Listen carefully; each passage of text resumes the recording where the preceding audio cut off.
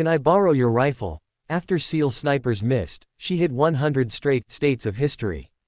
The Nevada desert shimmered in the morning heat. A thin layer of dust hovered over the shooting range as the U.S. Navy SEALs prepped for their annual precision competition, targets set out from 600 yards to a brutal 1,500. Wind currents danced off the dunes like invisible ghosts, teasing bullets off course. Chief Petty Officer Maddox, a man with 3 tours behind him, adjusted his rifle scope, muttering, "Crosswinds shifting 2 clicks left. I'll compensate." His spotter nodded. The first round cracked through the dry air, miss. A metallic clang followed, but not the satisfying hit of a bullseye. Just off the mark, his spotter said. They weren't alone. 10 SEAL snipers, each with reputations built on impossible shots, lined up in succession. Every one of them missed the 1,000-yard target at least once. The wind was vicious, unpredictable. Maddox cursed under his breath. That's when she arrived. No uniform, no insignia, just jeans, a sun-faded shirt, and aviator shades. She parked an old Jeep a few yards away and leaned against it like she'd been watching for hours. One of the young SEALs noticed her first. "Ma'am, this is a restricted." She raised a hand. "Relax, sailor. I'm not here to interrupt." Her voice carried an edge of quiet authority, the kind that didn't need volume to command respect. But Maddox wasn't impressed. "This ain't a show, lady. We're working. I can tell," she said, glancing at the scoreboard. "You missed 6 out of 10 from 1,200. That made him freeze. And you think you can do better." She pushed off the Jeep and started walking toward him, the desert wind tugging at her hair. "Depends. Can I borrow your rifle?" The SEALs burst out laughing. Someone muttered, "Oh, this is gonna be good." Maddox's jaw tightened. "You have any idea what this rifle costs?" She smiled faintly. "About as much as I was paid to teach the program that designed it." Silence. Maddox blinked. "You're joking." But his commanding officer, Captain Harland, had been watching quietly from the range tower. His voice came over the intercom, "Let her try." Every head turned. The woman nodded once, walked to the bench, and examined Maddox's rifle. Custom built, .338 Lapua Magnum, carbon barrel, Schmidt & Bender scope, every inch a sniper's dream. She adjusted the cheek rest slightly, like she'd done it 1,000 times before. "You know how to use that?" Maddox asked, arms crossed. She didn't answer. She settled prone, loaded a round, and called, "Spotter." The same young SEAL stepped up hesitantly. Ma'am, target's at 1,200, crosswind about." "Don't tell me," she interrupted, eyes fixed downrange. "I'll read it myself." She exhaled slowly, her body still as the rifle beneath her. The trigger broke like a whisper. Crack. A pause. Then the distant ring of perfect steel. "Bullseye," the spotter said softly, disbelief in his tone. She chambered another round. Crack. Another hit. Then another. Then another. By the 10th shot, no one was laughing anymore.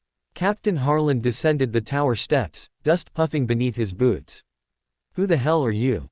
She rolled onto her back, shading her eyes from the sun. "Name's Keller. Used to be with SOTIC, Army's Special Operations Sniper School. Retired. Thought I'd stop by, see if you boys still remembered how to shoot." Maddox stared, recognition dawning. "Keller. As in Major Hannah Keller. The one who trained the Delta teams before Syria." She smiled. "That was a long time ago." "Ma'am, I read your file," another SEAL said, almost reverently. "They said you shot 100 for 100 in the Mojave trials. Nobody's ever done that since." Keller stood and brushed off her jeans. "Wind doesn't care what uniform you wear. It only respects patience." The captain folded his arms. "You just embarrassed 10 of the best shooters in the Navy, Major." She gave a half shrug. "Not my intention. But maybe they could use a reminder, sniping isn't about force. It's about stillness." One of the younger SEALs, wide-eyed, asked, "Can you teach us?" She hesitated. "You sure you want lessons from an Army vet?" "Ma'am," Maddox said, "right now, I'd take lessons from a ghost if it helped me hit that plate." That drew the first smile from her that morning. "All right then, let's start." For the next hour, she taught. Not from textbooks, not from doctrine, but from instinct, wind reading, and subtle adjustments.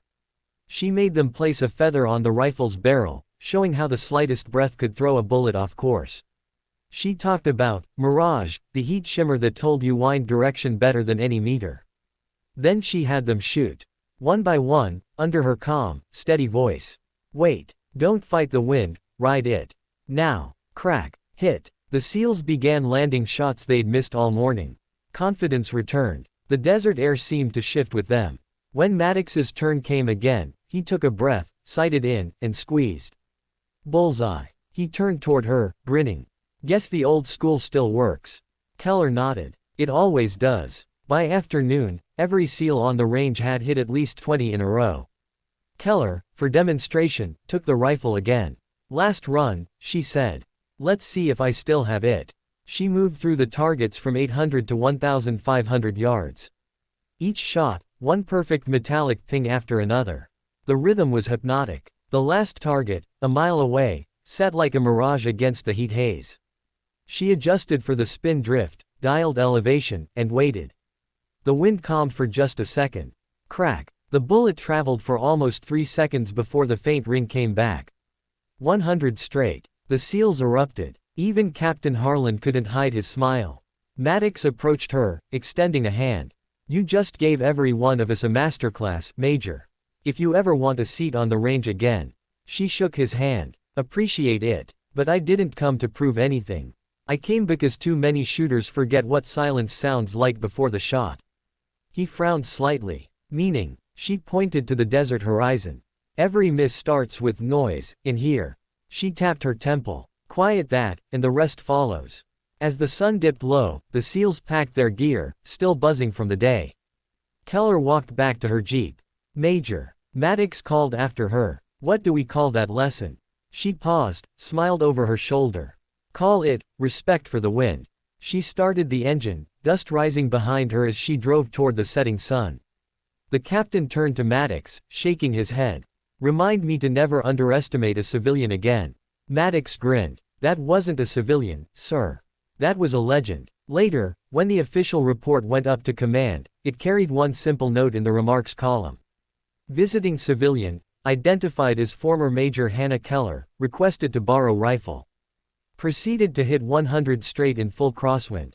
SEALs observed an improved performance. Recommendation: reinvite Keller for advanced marksmanship instruction. But among the SEALs, no one needed the paperwork. The story was already legend. How a retired Army sniper walked onto a Navy range, borrowed a rifle, and reminded them all what mastery looked like.